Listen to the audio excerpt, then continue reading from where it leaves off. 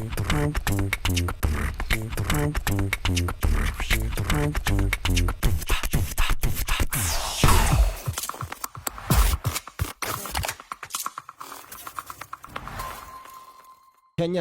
Kenyan artist who was among the founders of Genge Music, that's Noninim Genge True, will be joining us later to give us his take. So want you to stay tuned for that. But for now, I just want to go to our panel straight away. And we're going to start with you, DJ Omosh Fire. And really what I want to get started with today is... for the last many years, DJ Omosh, you've been entertaining us with all kinds of Genge tunes and other types of Kenyan music. Did you in your wildest dreams expect Genge was going to have a place in the Grammy Awards? Omosh. Mic check, 1 2 1 2. Mwani pokea. I can't even hear myself. But anyway, it's okay. I'll just talk to myself and imagine that you guys are not with me in the studio na naeza ongea peke yangu. Ali, Yes. no, never ever. I mean, Genge? Nah, no. Maybe one of our other genres. Maybe to me, I would either say something like Tarab or Rumba. Or Rumba, I wouldn't say so much, but I would say Tarab, Benga, and by that I mean Kenyan. Kenyan origin music. Yes, because Rumba, I don't know if we really categorize Rumba as Kenyan. Okay. More than I think, to me, we say Rumba is from Congo or from DRC. Yes, okay. Yeah, so if anything, I would say maybe Tarab, Benga, something like Chakacha, because normally, the genres that they pick are always very... They try to pick something that's very identifiable and kind of traditional. Okay. So I'm surprised.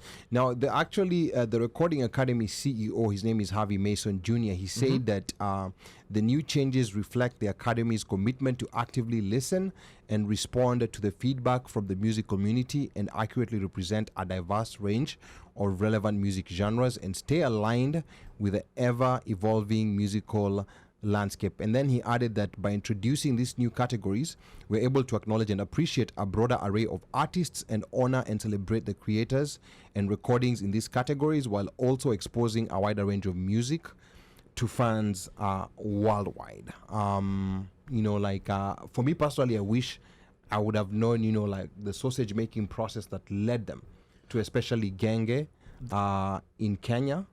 And that's where I think it's a mystery, because this came as a surprise to most of us. It came as a surprise, but it shouldn't. But he, the same guy, Harvey, actually announced it. Yes, he did say it earlier in the year. I think it was in around February when they're doing the nominations for 2023 Grammy Award winners. I think there was the time when they were doing the nominations. They were in Ghana. They had just he had just come out of a meeting in Ghana with Afrobeats, either probably stakeholders. And they had a very, very long discussion. And what came out of that was that Afrobeats was supposedly going to get its own category. So basically, Africa was being recognized. Okay. Now, probably after more conversations with probably a wider audience of African music stakeholders, they realized that Afrobeats probably by itself would have been unfair. Which is why, if you notice and you look at all those different genres that are picked in there, you have some very, very interesting genres that are in there. Now actually, before we get to those genres, you talked about Afrobeats. We already know that Afrobeat artists, like Burna Boy, Davido, they've already been winning these awards. Correct. From before. So where were they categorized? If there wasn't, because a lot of people are surprised that Afrobeat wasn't a category, because the Afrobeat artists have been winning Grammys. Yes. So where were they? What categories were they winning Grammys in? If Afrobeat in itself was not a category. So the category has been global. Okay. So the category that they were under and that they have won in prior years is under global. That includes people like Angelique Kidjo, Yusundio, Papa Wemba, people like that. Yeah. So when folks are being nominated, they would be nominated under the global category. But now we are no longer being lumped under global category, because again, with that global category, it was not only Africa, it was Africa, and then you have other parts that are not, say, picked. Maybe you might have a loose Europe, maybe you might even have like the Scots with their kilts and stuff like that. You know what I'm saying? So because they're under global. Okay. Now what's being specified is this is Africa. So it's specific to Africa. Then is when you have the different genres that I was mentioning. I was alluding to earlier. Genge being one of them. Yeah, and like actually those genres, like this new category is gonna be called Best African Music Performance, and the genres that were included, there's Afrobeat, Afrofusion, Afropop, Afrobeats with an S. So that's very interesting. Then there's another one called Alte. I'm hearing that for the first time. I don't know what genre that is.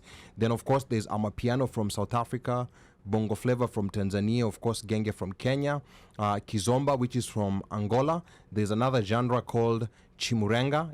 I'm not sure what country that is from. Might be like Zim or something. Zim or Zambia. I think it's okay. Yeah. And then there's High Life. I believe High Life is Ghana. Yeah. Yeah. And then there's Fuji. Fuji, I'm not sure. Not idea. And then there's Kwasa.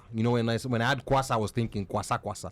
But apparently Kwasa is a different music genre. I'm not sure if it's from Congo or from another country. And then there's of course Ndombolo, which is from Congo.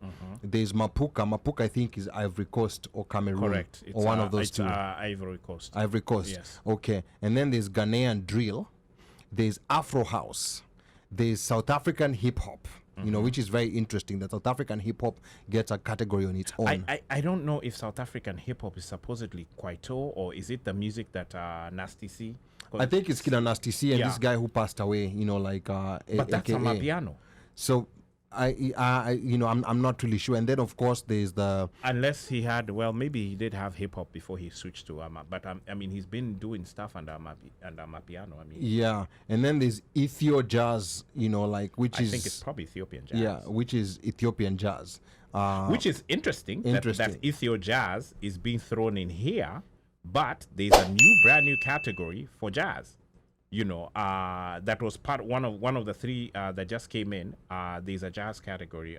Which one is it? Yeah, because there are three categories. Best alternative jazz album. Okay. So wouldn't you think that Ethio jazz might fall under alternative jazz? Because you see, these categories are very interesting. So let's say, for instance, there's jazz that's coming out of Ethiopia. There's jazz that's coming out of South Africa. There's jazz that's coming out. So as long as you have jazz that's coming out of Africa, it's not going to be put in the jazz category. It will be thrown into the African category. Yeah. Which means you have then limited, or you have limited the other genres that are within Africa. Yeah. Even though there's actual jazz categories. Yes. Because you're now taking into account that this person who is playing jazz is not a jazz musician, but they are an African music player. And Ethiopia has their own kind of music that's not jazz. So I was also surprised, to see this being added. And that's the reason why I would just love to know the sausage making process in which they got to select all this. And